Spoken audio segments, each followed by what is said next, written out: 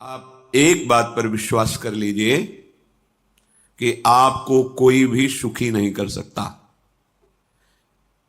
यदि आपको कोई सुखी कर सकता है तो आप हैं। बिल्कुल घनीभूत अर्थात ठोस बात है, इसे समझ लेना। यदि आप अपने विचार के द्वारा, विवेक के द्वारा अधर्माचरणों का त्याग करके धर्म पूर्वक जीवन व्यतीत करते हुए भगवान नाम जप करते हैं तो पूर्व पाप कर्म के अनुसार जब देह रचा गया तो उसमें जो प्रारब्ध दुख सुख का है वो तो आएगा, पर आपको परास्त नहीं कर पाएगा। और आगे आपके लिए महासुख है जो दुख और सुख दोनों से परे है। अखंड प्रसन्नता, अखंड आनंद, वो केवल आपके करने से होगा। उपदेश मिल सकते हैं, मार्ग बताया जा सकता है, आपको सहयोग मिल सकता है, पर चलना आपको होगा। यदि आप नहीं चले तो ये कहीं भ्रम हो कि मैं कहीं जाऊं और मेरी दुख निवृत्ति हो जाए, तो इस भ्रम को छोड़ देना आप। क्योंकि हम आप तो बहुत छोटे जीव हैं, अर्थात बहुत लघु तपस्या, लघु पुण्य वाले हैं।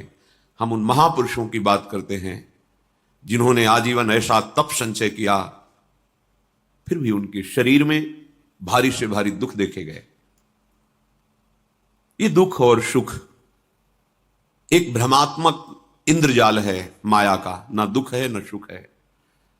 जैसे जो सपने सिर काटे कोई, बिन जागे दुख दूर न होई। ऐसे स्वप्न में तुम चक्रवर्ती सम्राट बन जाओ तो जगने पर तुम थोड़ी रहोगे, तुम जो हो वही होगे।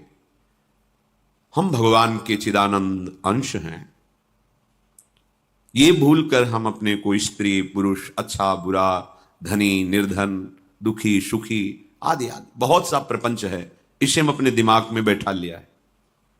जब तक आप ये प्रपंच नहीं छोड़ोगे तब तक आपको सुखी कोई कर ही नहीं सकता। यदि आप भजन नहीं करते तो आप दिमाग में लिख लीजिए, चाहे अपनी नित्य डायरी में लिख लीजिए, जो आप दिनचर्या लिखते हैं। आपको कहीं भी कभी भी कोई भी सुखी नहीं कर सकता। गांठ बांध लीजिए, भटकने की जरूरत नहीं है।